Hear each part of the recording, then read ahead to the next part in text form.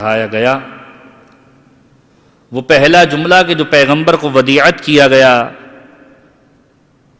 اس منزل پر کہ جو لوگوں کے سامنے ظاہری اعتبار سے رسالت کی منزل کہلاتی ہے کہ اے حبیب پڑھیے اس رب کا نام لیتے ہوئے کہ جس نے آپ کو خلق کیا ہے۔ پروردگار عالم بہترین عمل اگر کسی چیز کو قرار دے رہا ہے تو وہ علم کو حاصل کرنا ہے۔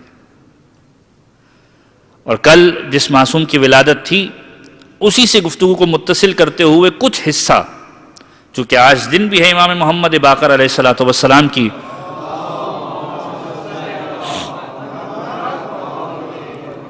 ولادت کا لہذا 2-3 معروضات امام محمد باقر کے عنوان سے، اور چونکہ کل بھی ہماری گفتگو ہونی ہے امام علی النقی علیہ السلام کے جن کی آج ولادت کا جشن منایا جا رہا ہے، اور کل شہادت کی شب ہے، تو 2 گفتگو امام علی النقی کے عنوان سے ہماری ہو جائے گی۔ لہذا مناسب یہ سمجھا گیا کہ کچھ معروضات جو امام محمد باقر کے حوالے سے کل مجھے بیان کرنے تھے اور وقت کی وجہ سے رہ گئے، اس کو آج مکمل کر لیا جائے۔ ماہ مبارک رجب کہ کل جس کے بارے میں گفتگو کی گئی کہ وہ مبارک مہینہ کہ جس کو پروردگار عالم نے خاص شرف عطا کیا ہے، اور وہ شرف کیا ہے کہ پروردگار عالم نے اسے اپنا مہینہ قرار دیا ہے کہ ماہ مبارک رجب میرا مہینہ ہے، شعبان پیغمبر کا مہینہ ہے، رمضان میری امت کا مہینہ ہے۔ مختلف روایتیں میں نے کل بھی عرض کی کہ ان مہینوں کے اعتبار سے ملتی ہے، لیکن انتہائی محترم مہینہ، اس کی حرمت بہت زیادہ ہے کہ جیسے میں نے کل بھی عرض کیا کہ پروردگار عالم نے جب اس پورے نظام کو خلق کیا ہے تو اول سے ہی 12 مہینوں کو خلق کیا ہے، اور اس میں 4 مہینوں کو حرمت کے ساتھ خلق کیا۔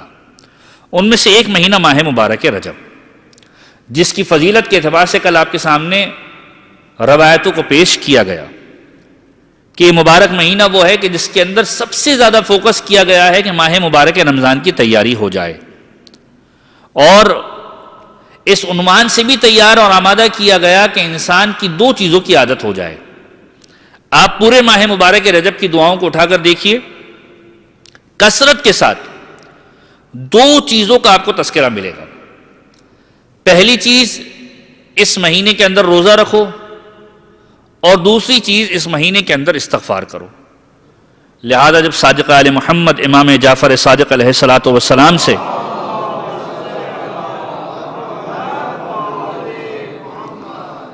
پوچھا گیا کہ مولا اس مہینے کا بہترین عمل کیا ہے، مولا نے کہا اس مہینے کا بہترین عمل یہ ہے کہ پروردگار کی بارگاہ میں کثرت کے ساتھ استغفار کرو، کہ تمہاری زبان پر یہ ورد جاری ہو کہ استغفر اللہ واسألہ التوبہ، کہ خدا تجھ سے مغفرت طلب کرتا ہوں، تجھ سے توبہ کا سوال کرتا ہوں۔ یہ ماہ مبارک رجب ہے کہ جس کو ایک روزے کے ساتھ مخصوص کیا گیا اور ایک مغفرت کے ساتھ مخصوص کیا گیا۔ اب معصوم کی دوسری روایت پر آئیے، اور اس کے بعد دعا کا وہ آدھا حصہ کہ جو کل میں نے چھوڑ دیا تھا اس کو آج مکمل کروں، کہ چھٹے امام کا ہی جملہ ہے کہ ماہ مبارک رجب یہ وہ مہینہ ہے کہ رجب کا نام جنت کی نہروں میں سے ایک نہر کا نام ہے۔ اس نہر کی کیفیت کیا ہے، اس نہر کی صورت کیا ہے؟ کہ یہ وہ نہر ہے، بعض روایت میں جملے ملتے سمندر کا نام ہے، وہ سمندر ہے، یہ وہ نہر ہے کہ جو شہد سے زیادہ میٹھی ہے، دودھ سے زیادہ سفید ہے۔ اچھا، اس نہر کے ہونے کا ہمیں کیا فائدہ ہے؟ کہ یہ مہینہ وہ مہینہ ہے، رجب اس نہر کا نام ہے کہ جو شہد سے زیادہ میٹھی ہے، دودھ سے زیادہ سفید ہے۔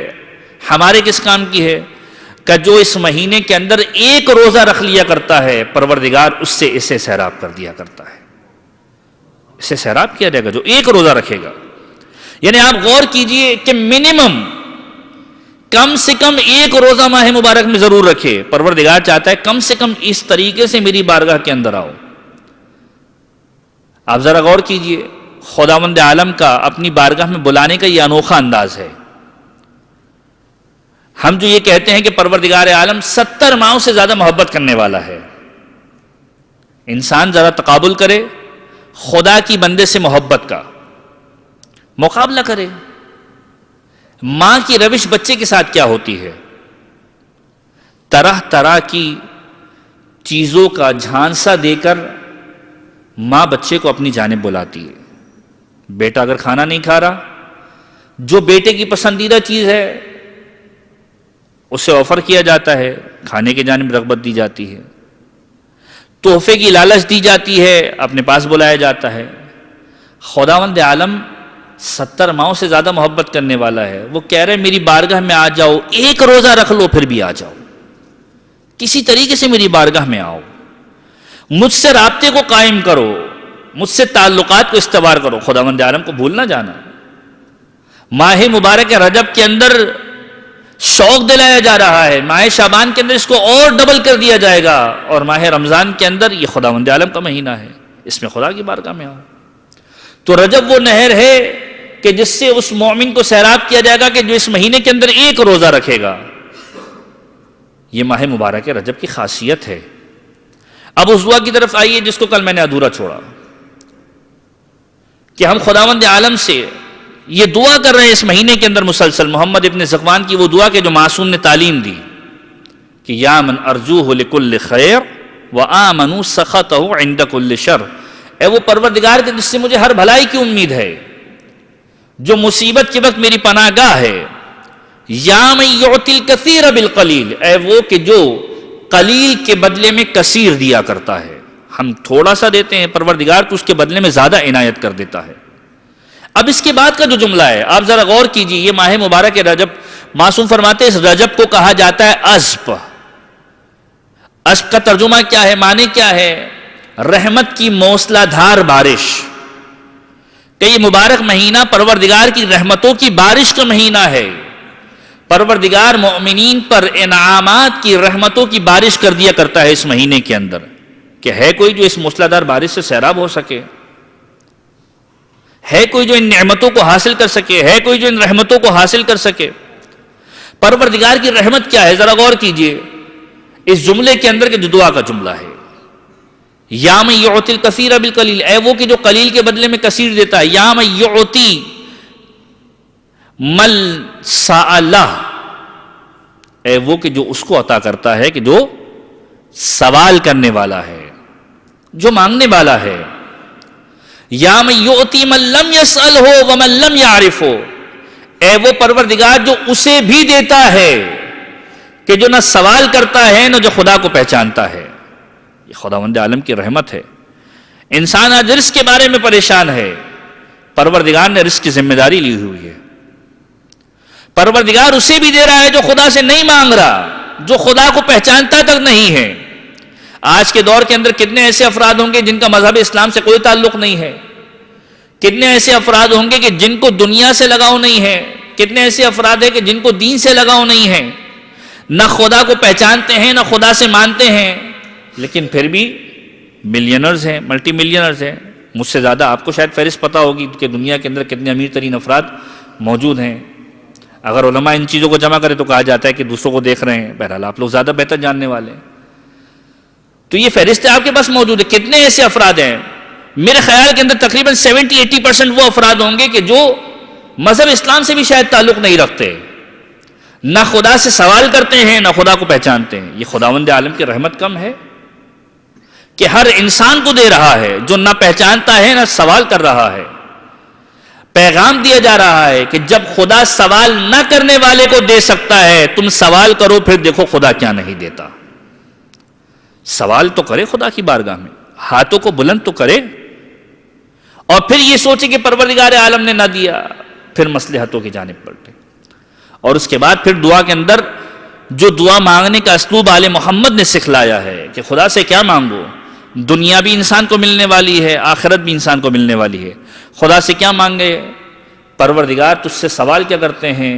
جمیع خیر الدنیا و جمیع خیر الآخرہ، پروردگار دنیا کے اندر جتنا خیر ہے ہمیں عنایت کر دے، اور دنیا اور آخرت کے اندر، آخرت کے اندر جتنی بھلائی ہے، جتنا خیر ہے ہمیں عنایت کر دے۔ وَاصْرِفْ عَنِّي، اور پروردگار ہم سے دور کر دے جمیع الشر الدنیا والشر الآخرہ، دنیا کی جتنی برائیاں ہیں انہیں دور کر دے اور آخرت کی جتنی برائیاں ہیں انہیں دور کر دے۔ اور پھر خدا کی تعریف کس طریقے سے کر رہے ہیں؟ فَإِنَّهُ غَيْرُ مَنْقُوسٍ مَّا أَعْطَيْتَ، اے وہ پروردگار کے جس کے خزانہ قدرت کے اندر کبھی کوئی کمی واقع نہیں ہوتی،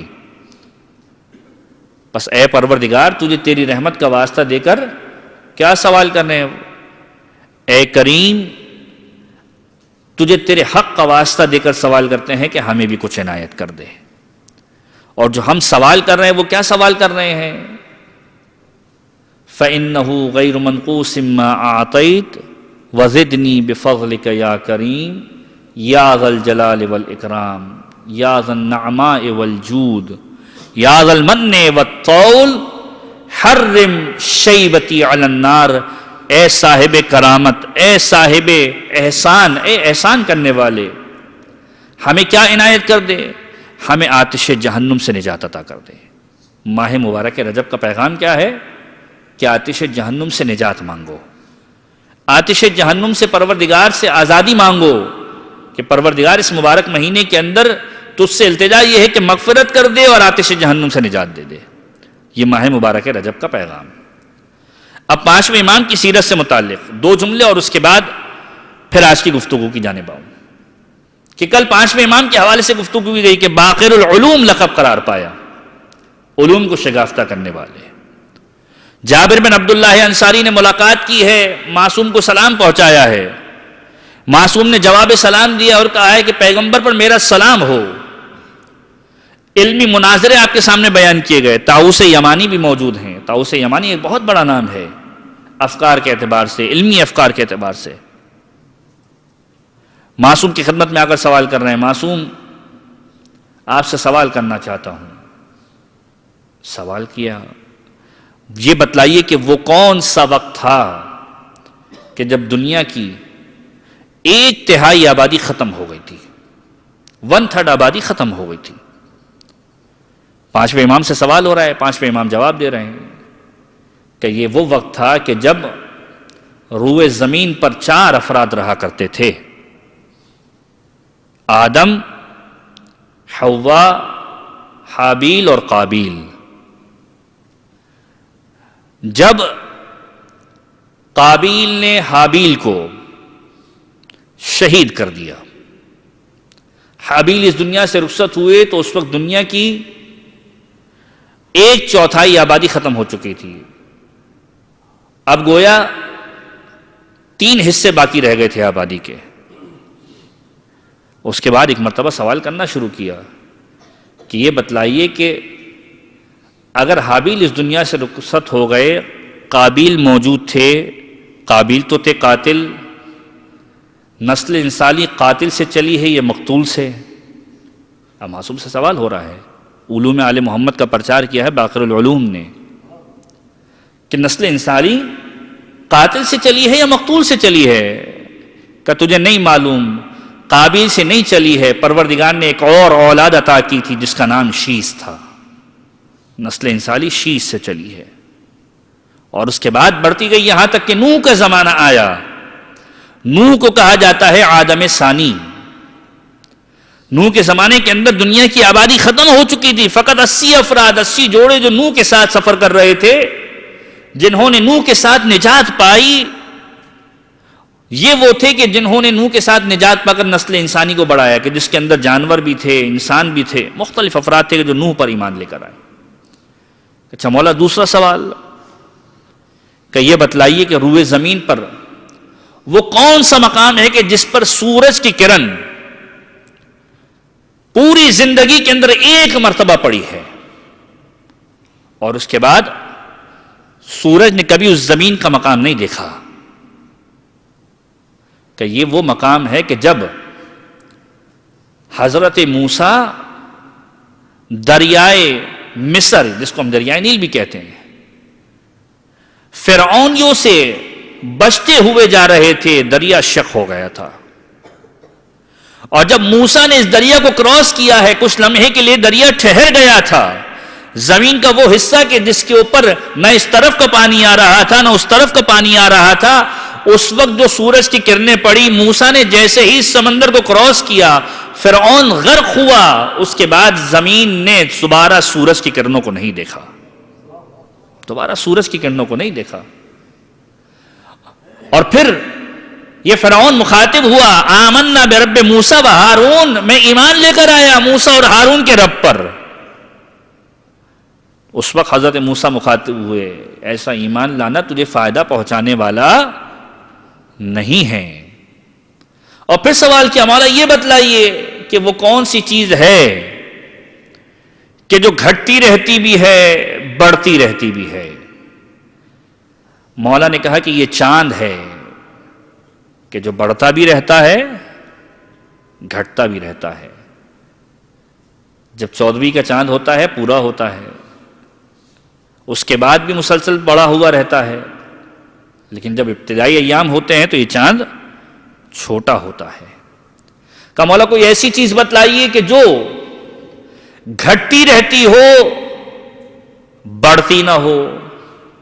کہ یہ انسان کی زندگی ہے، ایک ایک گزرنے والا لمحہ گھٹنے کی طرف جا رہا ہوتا ہے، بڑھنے کا کوئی اثر نہیں ہوتا ہے۔ مولا کائنات کا جملہ ذہن میں رائیے، مولا متقیان علی ابن ابی طالب علیہ الصلوۃ والسلام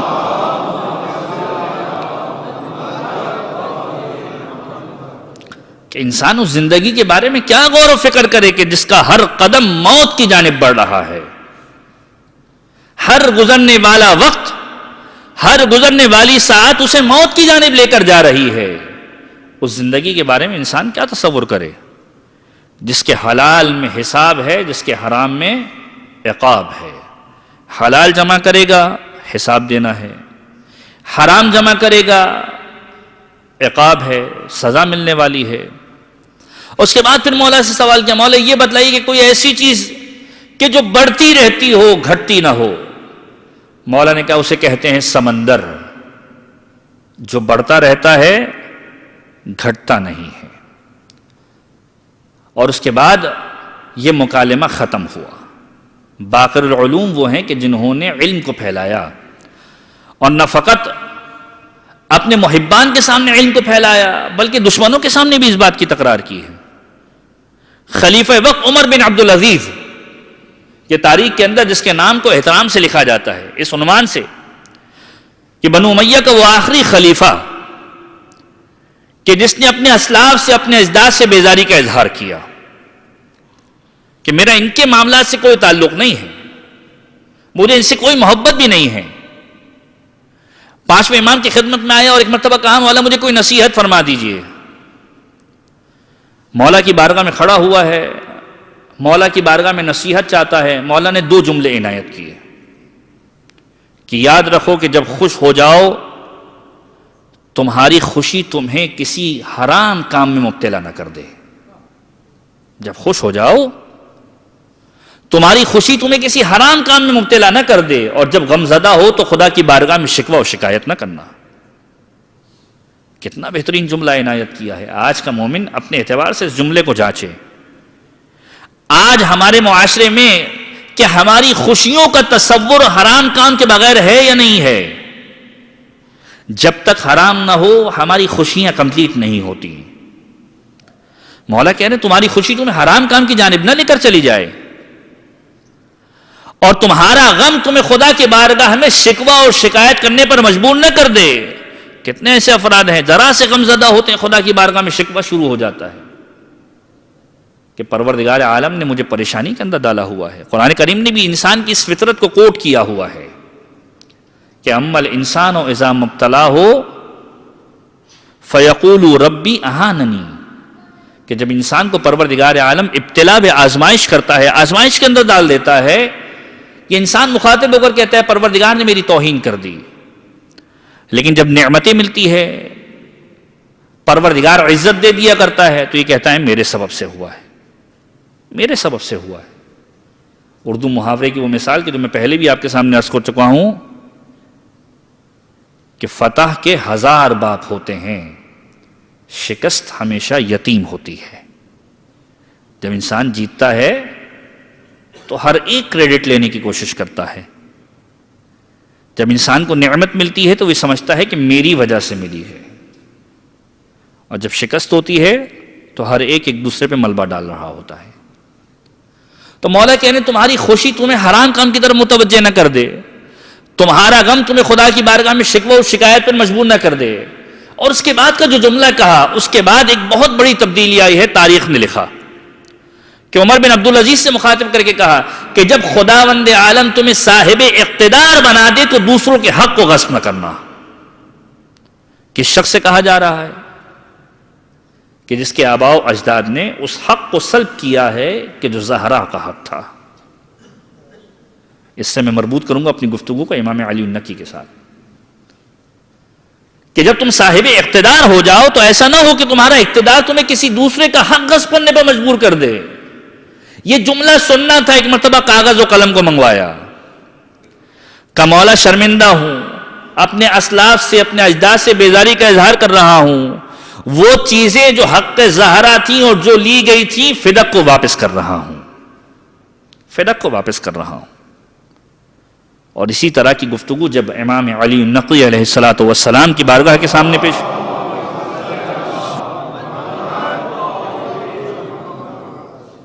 پیش کی گئی ہے کہ متوکل کے زمانے کے اندر دربار کو سجایا گیا ہے، دربار سجانے سے پہلے معصوم کی خدمت کے اندر اس شخص کو بھیجا گیا، قرآن کریم کی آیت کو پیش کیا گیا کہ مولا اس کی تفسیر بتلائیے، آپ کیا کہتے ہیں اس کی تفسیر کے بارے میں؟ وہ جملہ کہ جو اکثر و بیشتر آپ افراد مناجات امیر المؤمنین کے اندر بھی سنتے ہیں کہ یوم یعض الظالم علی یدیہ، کہ جس دن ظالم اپنے سر کو ٹکرا رہا ہوگا اور خدا سے کہا ہوگا کاش میں نے رسول کا راستہ اختیار کر لیا ہوتا۔ کہ مولا اس کی تفسیر کیا ہے؟ کہ یہ ان افراد کے بارے میں ہے، ان دو افراد کے بارے میں کہ جنہوں نے زہرا کو رلایا ہے، جنہوں نے زہرا کو رلایا ہے، جنہوں نے حق زہرا کو غصب کیا ہے۔ اب جب یہ جواب آیا، ایک مرتبہ معصوم کو دربار میں بلایا گیا۔ قرآن کی اگلی آیت کے اندر اس طریقے سے جملہ لکھا ہوا ہے کہ پروردگار عالم نے ان پر اپنے احسان کا پردہ ڈال دیا، ان کے ناموں کو نمایاں نہیں کیا۔ امام کی بارگاہ میں بلایا گیا اور ایک مرتبہ کہا مولا آپ نے جو جملے کہے ہیں کہ آپ سب کے سامنے کہہ سکتے ہیں؟ مولا نے کہا تو نے آیت کا دوسرا حصہ نہیں پڑھا کہ پروردگار نے احسان سے ان کے ناموں کو چھپایا ہے۔ جس پر پروردگار نے احسان کر کے ناموں کو چھپایا، میں چاہوں تو بیان کر سکتا ہوں، لیکن جب میرا خدا چھپانا چاہتا ہے میں کیسے بیان کر دوں؟ واضح تو میں کر چکا ہوں، جب میرا خدا چھپانا چاہتا ہے اپنے احسان کے ذریعے سے، خدا کی مصلحت ہے، اس مصلحت کے آگے نہیں جاؤں گا۔ یہ امام علی النقی ہیں کہ جن کی ولادت آج ہو رہی ہے۔ بر صغیر کے اندر دو روایتیں امام علی النقی علیہ الصلوۃ والسلام کی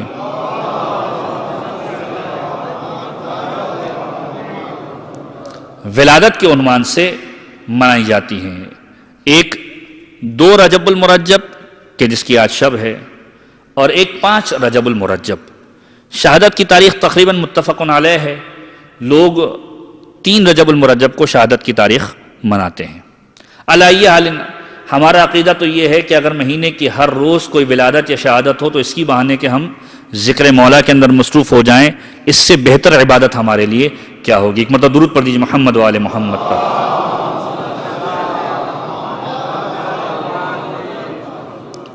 کیونکہ ہم اس مسلک کے ماننے والے ہیں کہ جس کو ذکر کا بہانہ ملنا چاہیے، ہمارے لیے تاریخوں کی کوئی حیثیت نہیں ہے۔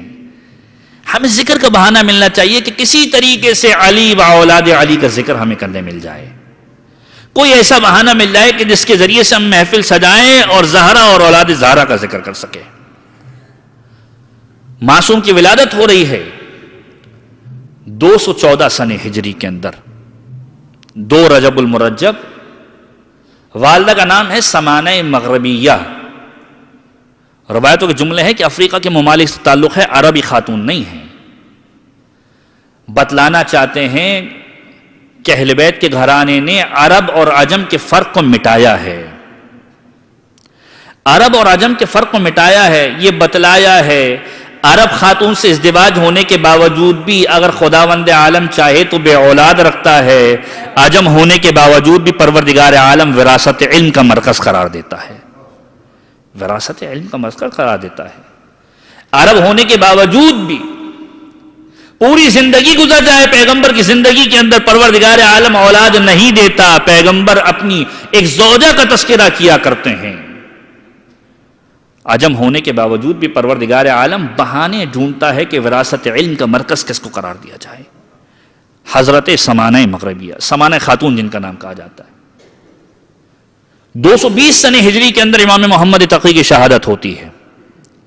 اس بات کو ذہن میں رکھیے گا کہ معصومین کے اندر سب سے کم سن معصومہ جناب زہرا سلام اللہ علیہا ہیں۔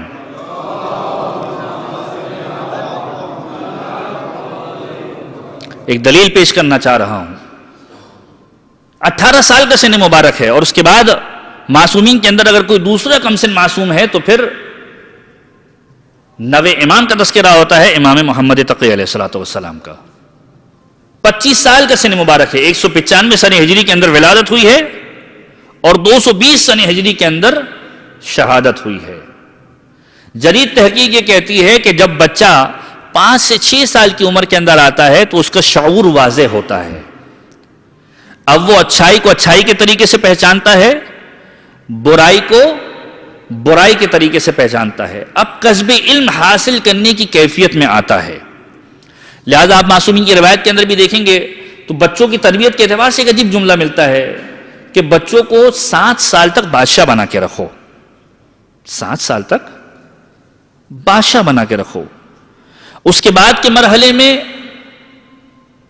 غلام بنا کر رکھو کہ اب تادیبی کارروائی ہونی چاہیے، نماز نہیں پڑھ رہا اسے سکھاؤ، روزہ نہیں رکھ رہا اسے سکھاؤ، نہ کرے تو تنبیہ کرو، اگر اس سے بھی نہ سمجھے تو اس حد تک تادیبی کارروائی کرو کہ سدھر جائے، اور جو اس کے بعد کا مرحلہ ہے، جو جوانی کا مرحلہ ہے، اس کو اپنا وزیر بناؤ اور اپنا دوست بناؤ۔ یہ تربیت کے اصول ہے جو اہل بیت نے سکھلائے ہیں کہ پہلے بادشاہ بنا کے رکھو، جو کہے اس کی باتوں کو مانو، لیکن ایسا نہ ہو کہ تربیت کا فقدان ہو جائے، حلال و حرام کی تمیز ہونی چاہیے۔ تو جدید تحقیق یہ کہتی ہے کہ 6 سال کی عمر میں انسان اس مرحلے سے گزر رہا ہوتا ہے کہ جب اس کا شعور بیدار ہو رہا ہوتا ہے، اب کسب علم حاصل کرنا چاہتا ہے۔ میں آپ سے عرض کروں 214 سنہ ہجری کے اندر امام علی النقی کی ولادت ہوئی ہے، 220 سنہ ہجری کے اندر امام تقی کی شہادت ہو رہی ہے، 6 سال کے اندر ابھی وہ شعور بیدار ہوا ہے۔ اگر ظاہری اعتبار سے دیکھا جائے کسب علم حاصل کرنے کا موقع کب ملا، علم حاصل کرنے کا موقع کب ملا؟ لیکن اس کے بعد مناظرے ایسے دکھلائے ہیں یحییٰ ابن اقسم کے ساتھ متوکل کے زمانے کے اندر کہ یہ طریقہ بتلا رہا ہے کہ امام وہ نہیں ہے کہ جو 6 سال کی عمر میں علم حاصل کرنے جائے، یہ وہ علم ہے کہ جو پروردگار عالم نے ہر معصوم کو عطا کیا ہے، ہر معصوم کو عطا کیا ہے، کہ امام سن کا محتاج نہیں ہے کہ علم کو حاصل کر سکے۔ آپ ظاہری اعتبار سے شعور کی بات کرتے ہیں، پروردگار عالم نے شعور اہل بیت کو عطا کیا ہوا ہے کہ مولا کے مناظرے آپ کے سامنے نظر آئیں گے کہ متوکل کا زمانہ ہے اور مولا کو باقاعدہ طور پر بلایا جا رہا ہے اس عنوان سے کہ یہ اہل بیت کے گھرانے کے فرد ہیں، لہذا ان سے کسب فیض حاصل کیا جائے۔ کسب فیض حاصل نہیں کرنا بلکہ مقصد یہ ہے کہ اہل بیت کو دربار میں بلایا جائے، معصوم کو بلایا جا رہا ہے اور سوال کیا جا رہا ہے۔ کس طریقے سے سوال کیا جا رہا ہے کہ مولا آپ سے ہم کچھ سوال کرنا چاہتے ہیں۔ ابن سکیت کے جس دور کا بڑا فلسفی ہے، بلایا جاتا ہے، مولا میں چاہتا ہوں کہ آپ مجھے کچھ سوالوں کے جواب دے دیں۔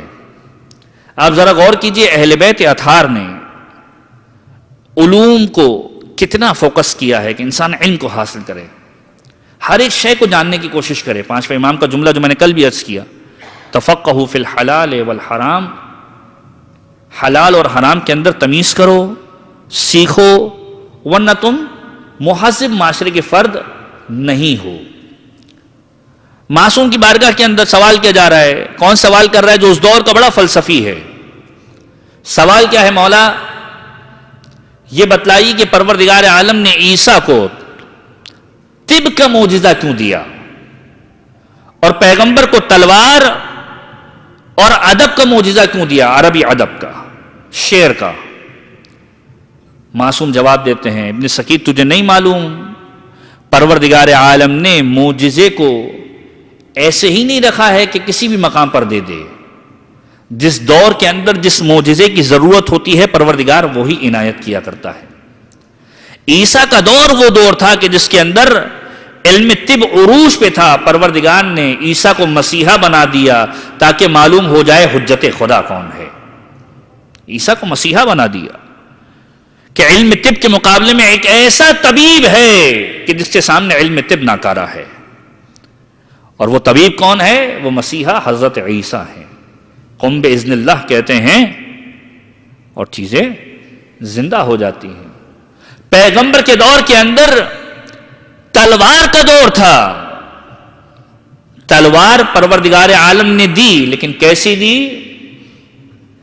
پیغمبر کے وصی کو دی، پیغمبر کے وصی کو دی، اور یہ جملہ کہہ کر دی، لا فتح الا علی لا سیف الا ذوالفقار، تاکہ پتہ چل جائے کہ تلوار چلانا ہر ایک کا کام نہیں ہے، تلوار چلانا ہر ایک کا کام نہیں ہے۔ تلوار چلانے کے لیے تلوار ذوالفقار جیسی ہونی چاہیے، تلوار چلانے والا علی جیسا ہونا چاہیے۔ ایک مرتبہ درود پڑھ دیجیے محمد و آل محمد پر۔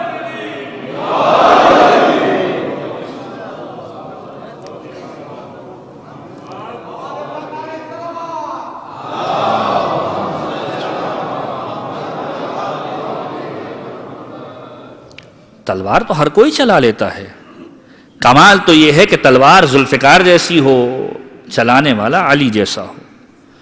تو پروردگار عالم نے اپنے حبیب کے دور میں جو معجزہ عطا کیا وہ تلوار کا معجزہ اور شعر کا معجزہ، عربی ادب کا معجزہ دیا، کہ جس زمانے کے اندر عربی عروج پر ہے، شعر لکھے جاتے ہیں، بات کی جاتی ہے، قرآن کا معجزہ دیا۔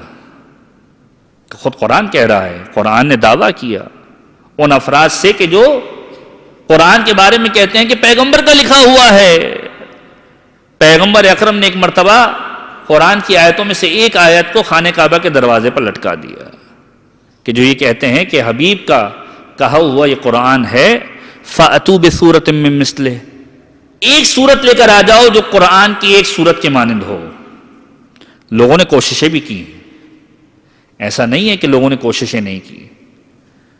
جتنا آج کے لوگ دین سے کھیلنے کی کوشش کرتے ہیں اتنا اس زمانے کے اندر بھی کرتے تھے، بہت کوششیں کی، لیکن سورہ بنے کس طریقے سے؟ کلام خدا تو نہیں ہے، کہیں نہ کہیں ادب کے اعتبار سے جھول آ جاتا ہے، کہیں مطلب کے اعتبار سے جھول آ جاتا ہے۔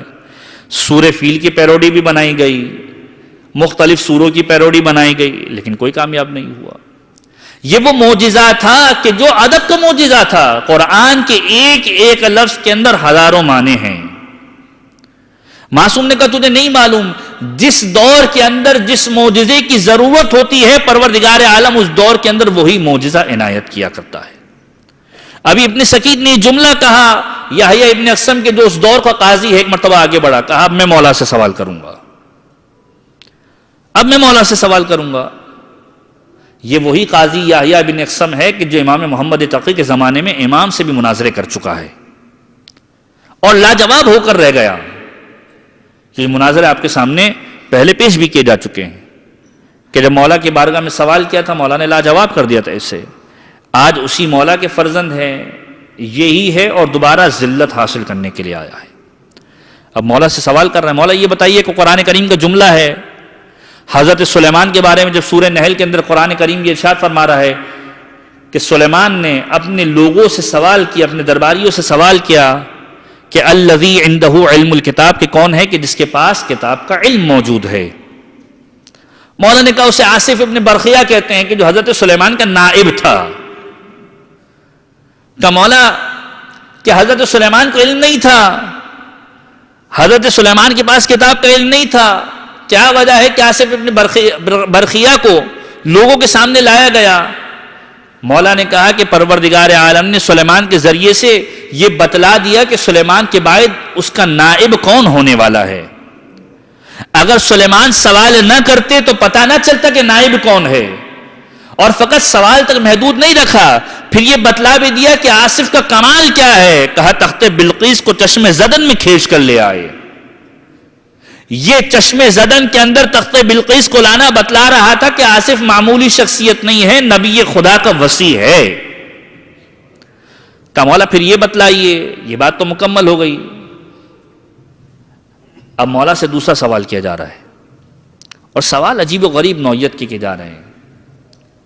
مولا آپ نے بڑا خوبصورت جواب دے دیا، اب یہ بتائیے پروردگار کے بارے میں جو بات کی جاتی ہے کہ پروردگار یکتا ہے، بے نظیر ہے، بے مثل ہے، انسان کے بارے میں بھی کہا جا سکتا ہے۔ اب مولا سے گفتگو کیا کی جا رہی ہے کہ مولا آپ خدا کے بارے میں کہتے ہیں کہ پروردگار یکتا ہے، واحد ہے، بے نظیر ہے، بے مثل ہے۔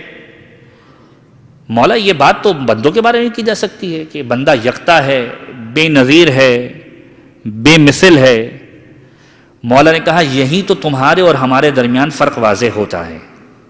اب مولا کے جملے پہ غور کیجئے گا، یہیں پر تو تمہارے اور ہمارے درمیان فرق واضح ہو جاتا ہے۔ خدا یکتا ہے من حیث الیکتا، خدا یکتا ہونے کے ساتھ یکتا ہے، انسان یکتا اجزاء کے مرکب ہونے کے ساتھ ہے۔ انسان یکتا اجزاء کے مرکب ہونے کے ساتھ ہے، خدا کسی چیز کا مرکب نہیں ہے۔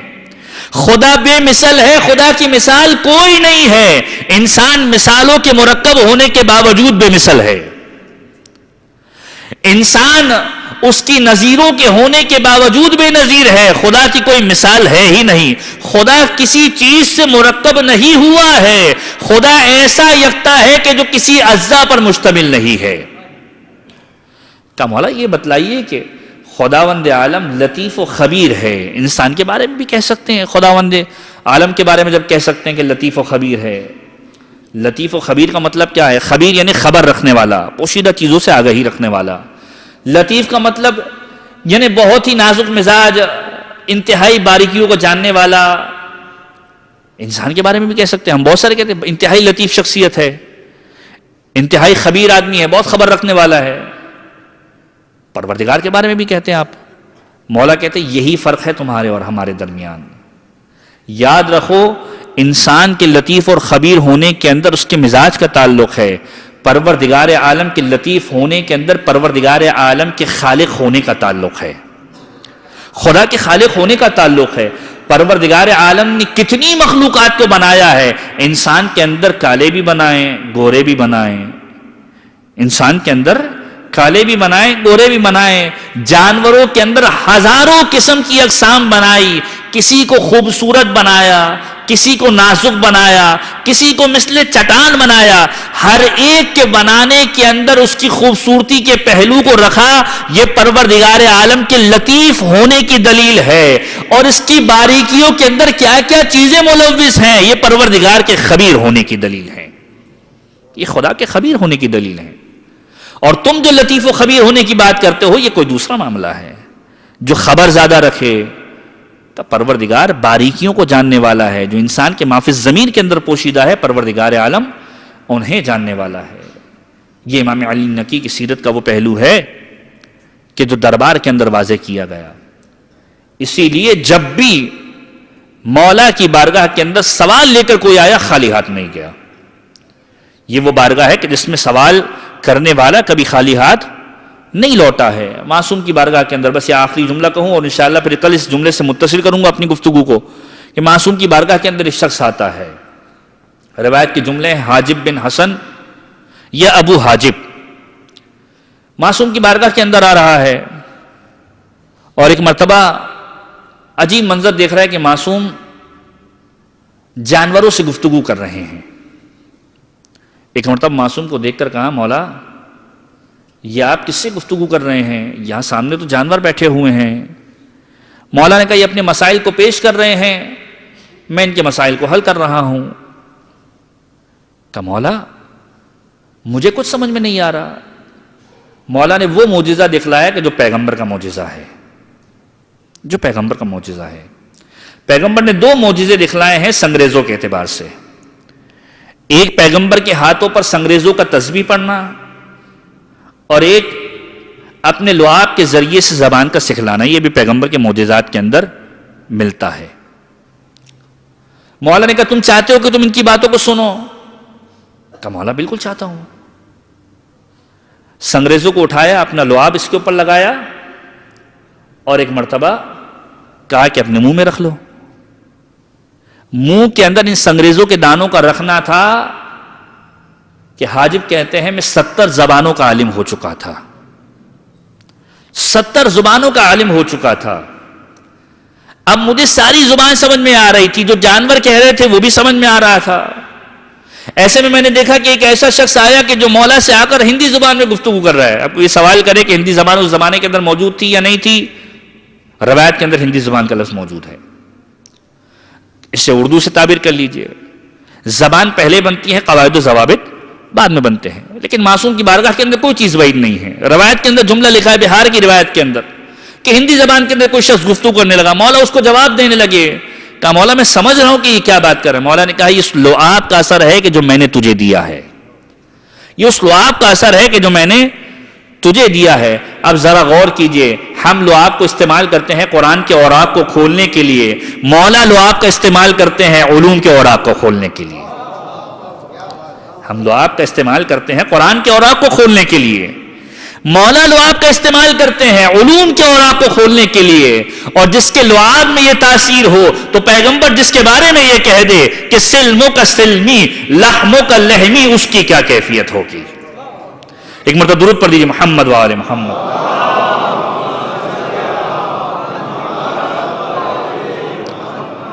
خداوند متعال کی بارگاہ کے اندر دعا گو ہیں, پروردگارا اس ولادت بابرکت کے موقع پر جو رحمتوں کا, جو برکتوں کا نزول تو کسی بھی اہل بیت کے چاہنے اور ماننے والے گھرانوں کے اندر کرتا ہے, پروردگار ان رحمتوں کا نزول ہمارے گھروں کے اندر فرما. پروردگار ماہ مبارک رجب کی رحمتوں کو, برکتوں کو حاصل کرنے کی ہم سب کو توفیق عنایت فرما. پروردگار ہمارے والدین کے گناہان کبیرہ و صغیرہ کی مغفرت فرما. ہمارے مرحومین کے گناہان کبیرہ و صغیرہ کی مغفرت فرما. ہمارے گناہان کبیرہ و صغیرہ کی مغفرت فرما. پروردگار ہم ناقص ہیں, ہماری عبادتیں ناقص ہیں, ہمارے اعمال ناقص ہیں, ہماری مجالس ناقص ہیں, ہماری عزاداری ناقص ہے. پروردگار تیری قدرت کاملہ کے ذریعے سے اس بات کی توقع رکھتے ہیں, یہ رحمت کا مہینہ ہے, تیری رحمت سے اس آس کو لگاتے ہیں کہ پروردگار تو اپنی قدرت کاملہ کے ذریعے سے ہماری اس عبادت ناقصہ کو, ہمارے ان اعمال ناقصہ کو, ہماری مجالس ناقصہ کو اپنی بارگاہ میں مقبول منظور فرمائے گا. پروردگارہ جو مومن جو حاجت لے کر اہل بیت کی اس محفل کے اندر آیا ہے, پروردگار اہل بیت کی محفل وہ محفل ہے کہ جس محفل کے اندر آنے والا کبھی خالی ہاتھ نہیں جاتا. پروردگار جو حاجت لے کر جو مومن آیا ہے, پروردگار اس مومن کی تمام جائز شرعی حاجات کو پورا فرما. پروردگار جو مصیبتوں اور پریشانی کے اندر مبتلا ہے, پروردگار رحمتوں کے اس مہینے کے اندر ولادت کے اس بابرکت موقع پر امام کی ولادت کے صدقے میں اس کی پریشانیوں کو دور فرما. پروردگار اہل بیت کے چاہنے اور ماننے والے جہاں کہیں بھی ہیں ان کی جان مال عزت و آبرو کی حفاظت فرما. ظلم و ظالم سے انتقام لینے کے لیے اپنی آخری حجت امام عصر والزمان کے ظہور میں تعجیل فرما اور ہمیں ان کے امان و انصار میں شمار فرما. مومنین یہیں پر تشریف رکھیے گا, دعا کی جائے گی, دعا کے بعد فاتحہ کی تلاوت کی جائے گی اور اس کے بعد یہیں پر منقبت وغیرہ پیش کی جائے گی. تو آپ سے گزارش ہے کہ یہیں پر تشریف رکھیے گا. شفا کے لیے مریضوں کی دعا کی التماس کی گئی ہے. سب مل کر 5 مرتبہ اما یجیب کا ورد کرتے ہیں. بسم اللہ الرحمن الرحیم. اما یجیب المضطر اذا دعاہ ویکشف السوء. اما یجیب المضطر اذا دعاہ ویکشف السوء. اما یجیب المضطر اذا دعاہ ویکشف السوء. اما یجیب المضطر اذا دعاہ ویکشف السوء. اما یجیب المضطر اذا دعاہ ویکشف السوء. سورہ فاتحہ کی التماس ہے. پروردگار عالم کی بارگاہ میں دعا کرتے ہیں, پروردگارہ اس ورد کا واسطہ دے کر کہ جو اہل بیت کے چاہنے اور ماننے والے دنیا کے کسی بھی کونے میں بیمار ہے، پروردگار بحق امام زین العابدین ان تمام افراد کو جلد از جلد شفاء کاملہ عاجلہ عنایت فرما۔ نماز وحشت کی التماس ہے مرحوم سید غضنفر عباس ابن سید رفعت حسین، اور سورہ فاتحہ کی التماس